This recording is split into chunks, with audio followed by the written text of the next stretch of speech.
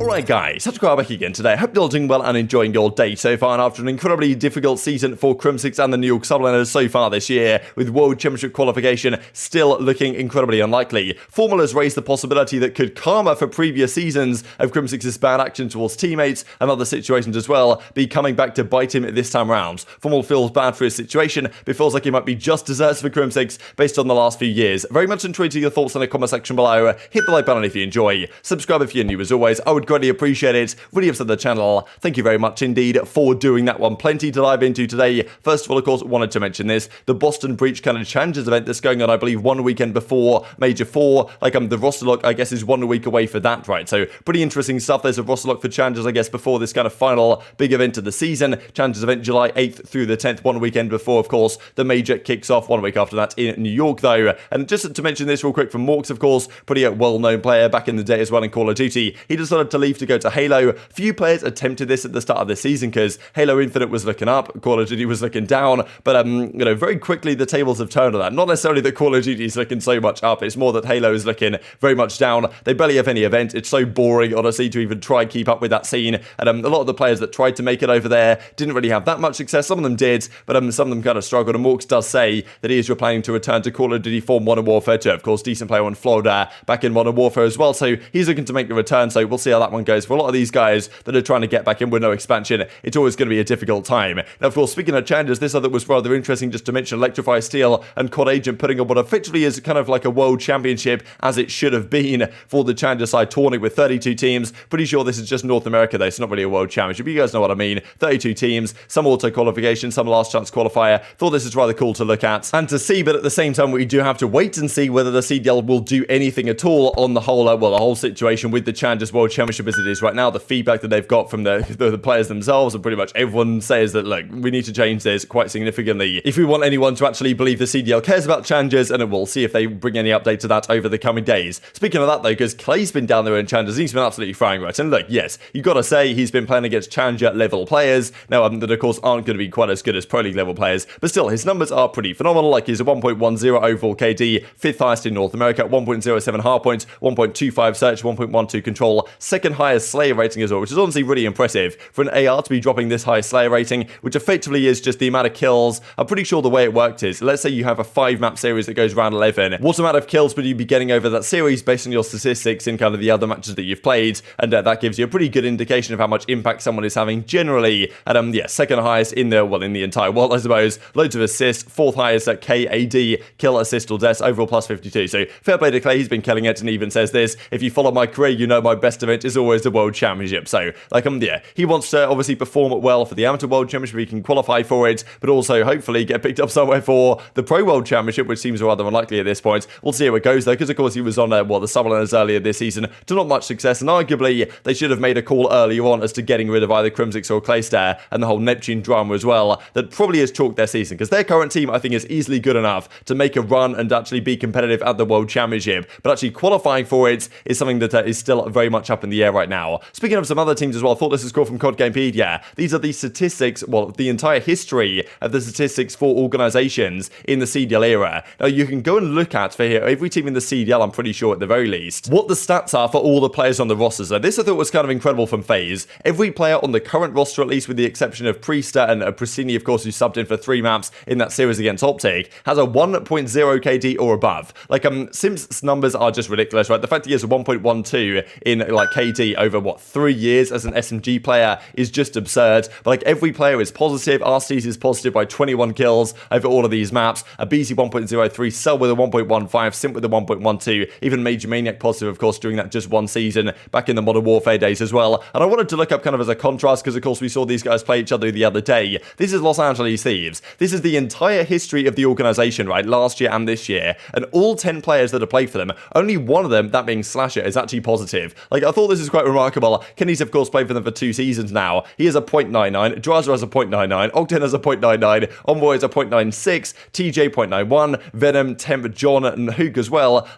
All great players that have done great things, but somehow being on Thieves makes you go negative. Unless you're Slasher, you drop a 1.02. But still, for Slasher, those are not good numbers either. So kind of incredible how Los Angeles Thieves as an organization managed to take players like this and get them to drop numbers like this. It's honestly kind of remarkable. Not saying it's necessarily the organization's fault at times, that the team itself hasn't been particularly good, the players haven't necessarily performed the way they would like to have done, and even the fact that they don't have great numbers, they still have decent results, but nothing of course that they were looking for. At this point, I'm sure Nadeshot, by the second year of his game, he would have expected to at least won one event, if not been consistent Championship Sunday. This team hasn't really performed, and if it doesn't perform for the rest of this year, it's blow it up season, there's no doubt about it, in the off season. And just moving into this Crimsix stuff, JP Krez was looking into the fact that whether there's ever actually been a 6-0 6-0 in effectively Call of Duty history, looking through some of these series, and apparently that is the only one in recorded history since the start of Call of Duty Ghost. That's the only double 6-0 that there's ever been seen. Back in 2016, there was Complexity versus TSM in Black Ops 3 North America Stage 1, where there was a 6-0 6-1. The same thing for Epsilon versus TK back in Advanced Warfare. But since then, or since Ghost in general, there's never been a double 6-0 apart from FaZe against Thieves. So that is impressive stuff. And even Jacob says in the replies right here, cool, hey now Jacob, let's not get our panties in a bunch, says Crim. It was a joke, fat man. But let's actually talk about Crimsix then, right? So we saw this news earlier today as Merc kind of points out that Envy's gone. Some good times, always remember Envy. A FormaL replies with, look at us. Also, you the man at hashtag crazy we're here now, right? Because FormaL kind of was originally one of those original Envy players. The one this tournament right here at Gfinity that kind of helped catapult FormaL's career effectively into where he became on Optic and beyond as well. But FormaL had a few words to say on the way that Crimsix's year has gone so far. Certainly, we've seen the beef between those guys the last couple of years as well. He feels bad for Crim, right? He says, look, these guys, New York, as of course with Crim on there as well, have not won a single match at a major so far this year. They've been pretty decent online, all things considered, especially in recent times. But every major they went to, especially Major 3, was the big dagger for them because they needed a good result there if they wanted to make it happen. Becoming top 12 kind of chalked them off for the season. It's still possible. We'll see that here in a second. But FormaL feels bad for him, not winning a match at a major, going top 12 every single major, 0 points every single major. FormaL says that it must feel awful for him. He must be so frustrated, so stressed as well about the situation, especially given the health conditions that Crim is currently dealing with. But also going on to say something I thought was rather spicy, that the way the kind of Crimsix has operated the last few years, the way he's kind of dealt with teammates and all this type of situations, that effectively this might be karma for Crimsix's bad actions in the past that are now coming back to bite him with a very challenging season. And why still hasn't won a match at a major this year? Damn, that's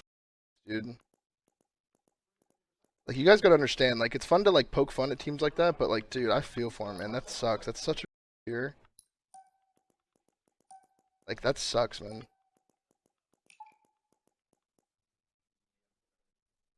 I'm just imagining myself in that spot, and that would just suck, dude. I bet it's been so stressful. And you're just second guessing everything that you're doing as a team. It's tough, man. It's tough. But at the same time, you can't rule out the fact that fate might have gotten someone's ass on NYSL. You think Crim might have stacked up enough bad karma to have this just rain down upon him this year? Who knows? I don't know the ins and outs. I don't know what he's saying. But if you beg fate, fate will get your ass. It'll always get your ass.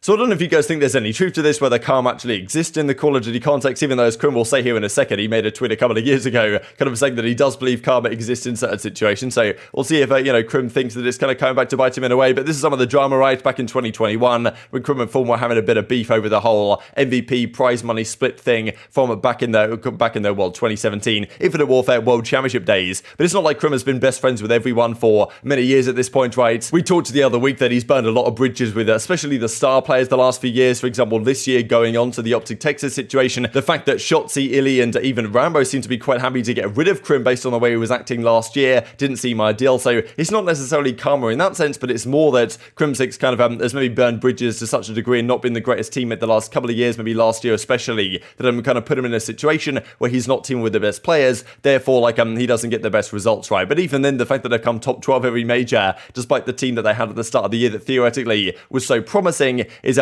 still rather remarkable that this team didn't work out at all. The fact that, of course, by the time that they actually looked good, they won the Prime Classic. It's incredible, really. FormaL might even have a point in the fact that this current team actually looks good and has had great success. I mean, of course, they won the Prime, but that event kind of had nothing in terms of Pro points, right? So they got nothing to do, the CDL points, nothing actually, towards their World Championship qualification, right? So incredible in a way that, maybe karma is striking in the sense that, okay, you can win an event, Crim, fair play, get your kind of 50th grand final or 38th championship victory, but you're not going to get immediately points a bit towards the World Championship, right? Of course, that could have come at another event, and it would have been a rather different story indeed. But yeah, this is what the standings currently look like. So they're making a run. They're trying their best. Like, maybe this whole Karma idea will get proven wrong if New York do make it to the World Championship, but it does seem still unlikely because the issue is for Subliners, they're 2-0. They had a great week. They're 6-2 map counts, and honestly, given a good map count here, they should, like, let's say they even go 2-3. I think they definitely need to at least win one more series, but they should be good enough to get to winners bracket anyway. And with a winners bracket start, regardless of what happens, they've got a better chance to win the tourney. They pretty much need to do okay here in the online qualifiers and then win the tourney, come up to something like that if they want to make it. The issue is for them that teams around them, the likes of Thieves, Mutineers, Rokkr, they've all won series. Boston as well, they all won series against pretty big scalps as well, like obviously Optic 0-2. Like the teams that they don't want to be 0-2 are kind of 0-2. But Guerrillas are still sucking, so that's good for the Subliners as well. And the points do currently look like this, right? So Subliners at 90. The issue is for them is that Minnesota and Mutineers have both kind of moved away at a very quick pace compared to where New York are, so they're still quite a way behind. But with Guerrillas in free fall right now, Subliners could theoretically catch up. If they win their final 3 games, they will also get to 120. And at that point, they only have to have a pretty decent result of the major to theoretically overtake a lot of the teams around them. But that, of course, is far easier said than done, and I do wonder if there's a world in which this is what Crim says back in the day, right? Here, take the suppressor off crowd, call that Karma, no DV3, no David Barlow, of course, 3-time world champion, right? So this is kind of,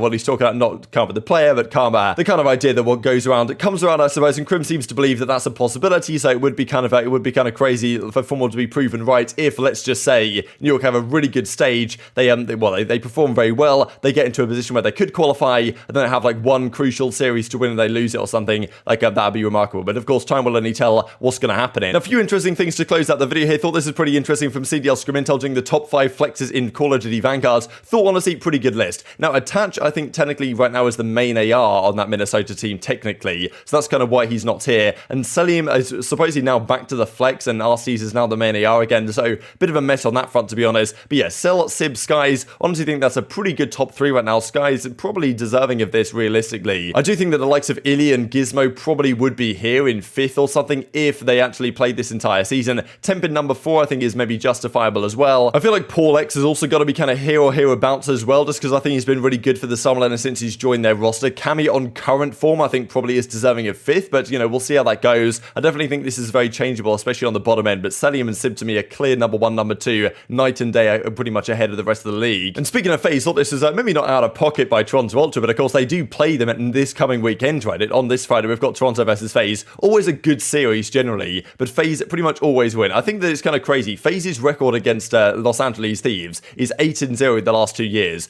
Ultra's record against FaZe, I think, is 1-11 or something. I think that's also just the last 2 years, because I think in Modern Warfare, they won in the kind of grand finals methods clutch, that 1v2 guys. I remember the Toronto home series, but last year they won that one match at Major 2, but apart from that, Toronto have lost every single time. But still, they come up with this statement: we would say we have a big match this week, but their average height is like 5'2". And then Arcitys says, yeah, that's not right. I love the boys though. No, fight back. A good thing you bring the average height up by a fair bit. So that's the thing, right? Maybe Arcitys is gonna, and the rest of the boys really are gonna come with the absolute fire to Toronto after this tweet. We'll see how that goes. But I mean, yeah, I thought it was rather entertaining regardless. Set up a rather spicy storyline. I'm sure maybe they might have some words to say on this one if they demolish Ultra, as you probably would imagine they'll do again. But usually an entertaining series at the very least. Nice little clip here from Clayster to close out the video. But very much intrigued to your thoughts on all this stuff in the comment section below. Hope you guys enjoyed the video. If you did enjoy it, hit on the like button. Tells the YouTube god this is a good video. I just like you should see it as well. And hope grow the competitive Call of Duty community. Thank you as always. Take care of yourselves, and I'll see you next time.